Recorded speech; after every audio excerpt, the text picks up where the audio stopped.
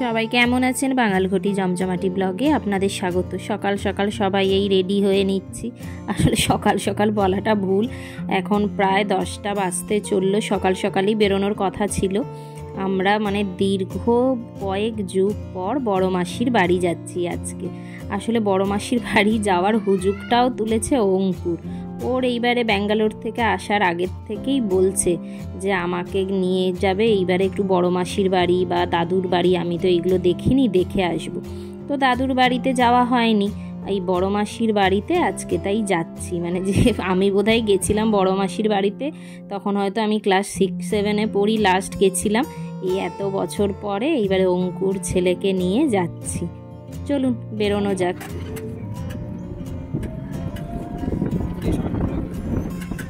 আমার দুদিনের অলরেডি জমে গেছে, ঠিক করা হয়।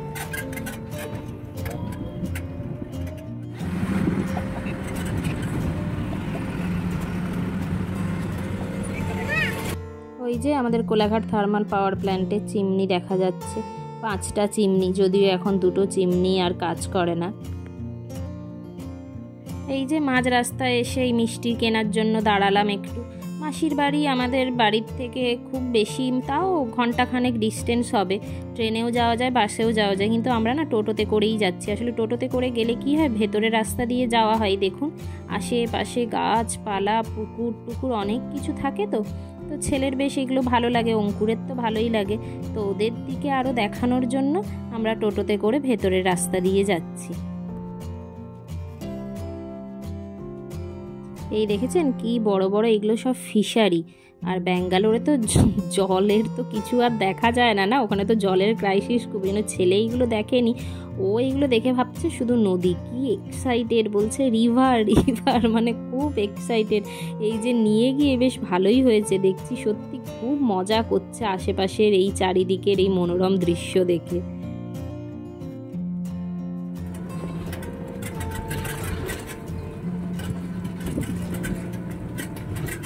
এই একটা স্কুল,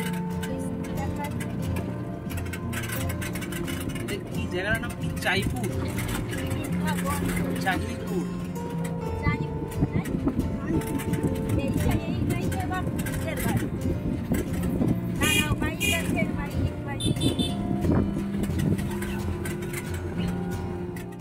এই যে প্রায় এসেই গেছি মাসির বাড়ির সামনে। ওই বড় রথটা দেখছেন, এই রথ এখানে টানা হয়।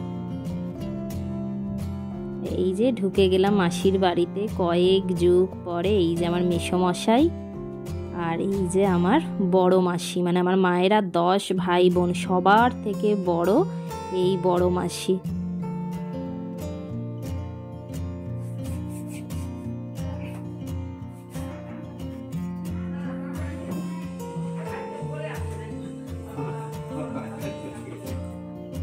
সাড়ে 12টা বাজে, ব্রেকফাস্ট করছি। বাড়ির থেকে করে এসেছিলাম, মাসিকে বলেছিলাম যে ব্রেকফাস্ট করো না, তাও কিছু বানিয়ে রেখেছে। এই যে সেই প্যারাকি, এটা আমার বড় মাসির হাতের স্পেশাল প্যারাকি, ঘুগনি, মিষ্টি, পায়েস, কত কিছু। আর ছেলে দেখুন না, এসে ওর খুব ভালো লেগেছে, নিজে নিজে এদিক ওদিক ঘুরে যাচ্ছে।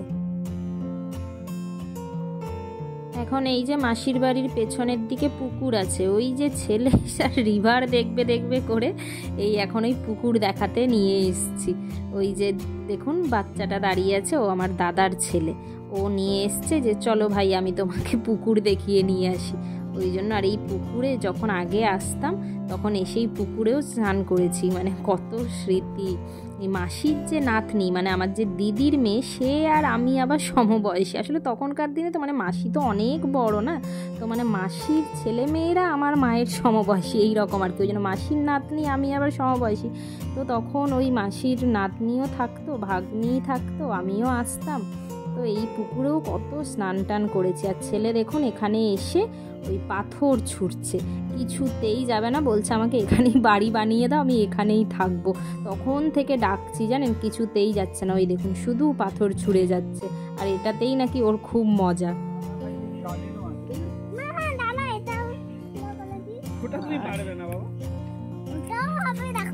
আচ্ছা ওইদিকে দেখে যাও, বেশি একদম আরেকটু চলো, আমি আছি।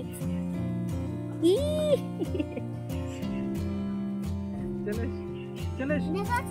হ্যাঁ ঠিক আছে আলেকজান্ডার, এবার চলে এসো, চলে এসো।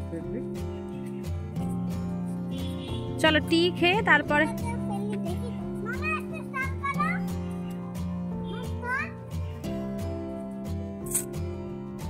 এখন আমরা যাচ্ছি। এই যে সামনে আমার বড় বড়দা যাচ্ছে, মানে মাসির বড় ছেলে, ঠাকুর বাড়ি দেখতে। মানে আসার থেকে আর বসা, আসলে চারিদিকে এত দেখার জিনিস আছে না। এই যে ঠাকুর বাড়ি, মানে এখানে যে রাজা ছিলেন আগে, এই রাজার এটা ঠাকুর বাড়ি। তো মানে আমি তো আগে দেখেইছি, আমরা অঙ্কুর দেখেনি, ওকে দেখাতে মানে এত সুন্দর। চলুন ভেতরে নিয়ে যাই, আপনাদেরও দেখাই। মানে অসম্ভব সুন্দর মাসির বাড়ি। যখন আগে আগে আসতাম এই আশেপাশে মানে প্রচুর ঘুরতাম। এটা এত সুন্দর একটা জায়গা না। এই দেখুন এখানেও বড় পুকুর আছে। ছেলে তো ওই পুকুর ছেড়ে আসবে না, ওকে ওইটা বলে নিয়ে আসা হয়েছে যে ওইখানে চলো, ওইখানে আরো বড় পুকুর আছে বলে ওকে নিয়ে এসেছি। যাচ্ছি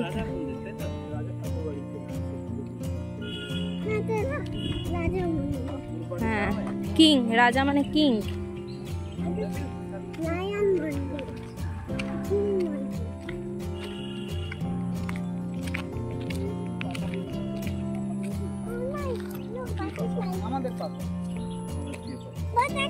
বেটু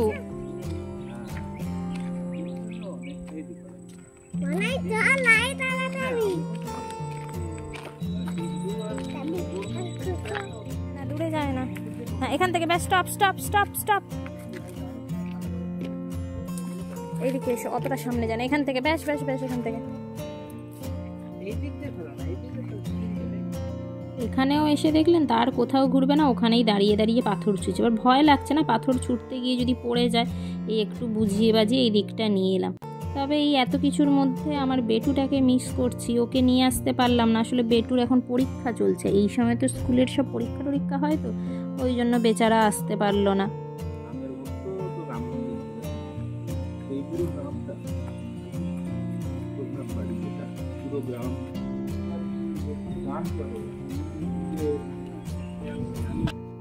এখন এই বর্দা আমাদের সবাইকে এই ঠাকুর বাড়ির ইতিহাসটা শোনাচ্ছে, যে কিভাবে কি হলো, কি ব্যাপার, সব এখন শোনাচ্ছে। আর এই দিকে দেখেছেন, এই চিনতে পারছেন কিনা জানি না, সেই কামান, ওই যে গুলি ছোড়া হতো, সেই কামানও দেখুন এখানে রাখা আছে।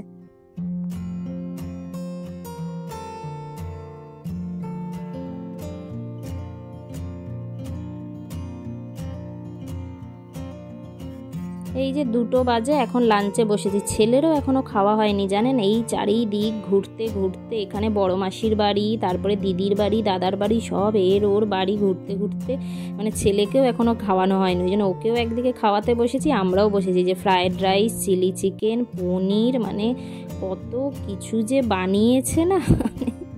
আর ছেলে ওই এত ঘুরছে তো চারিদিকে, ওই জন্য ওরও কোনো আর খিদের চিন্তা নেই।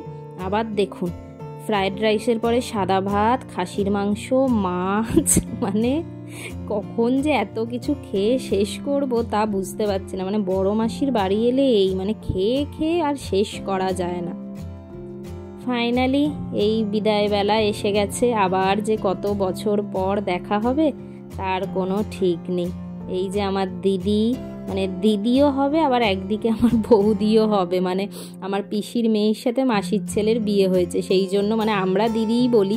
তো মানে একদিকে দিদি, একদিকে বৌদি। বেরিয়েও পড়েছি। আর তারপরে আজকে আবার অঙ্কুর এই যে ডাইরেক্টলি ওকে স্টেশনে ছেড়ে দেবো, ও আবার ফিরে যাবে। আজকে গিয়ে ও বাড়ি যাবে, কালকে ব্যাঙ্গালোর চলে যাবে।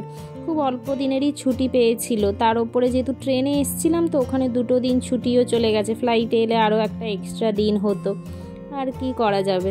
এই যে মেছেদা স্টেশনে অঙ্কুরকে ছেড়ে দিলাম। ছেলে বাবার এই মুহূর্তগুলো দেখলে কি যে আমার ভালো লাগে কি বলবো।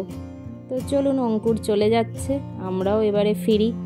আবার দেখি কবে, আমাদের তো এখনও ফেরার টিকিট কনফার্ম হয়নি, তো জানি না কতদিন পর আবার অঙ্কুরের সাথে দেখা হবে। তো ব্লগটা আজকে এখানেই শেষ করছি। যদি ভালো লেগে থাকে তো লাইক অ্যান্ড সাবস্ক্রাইব করতে ভুলবেন না।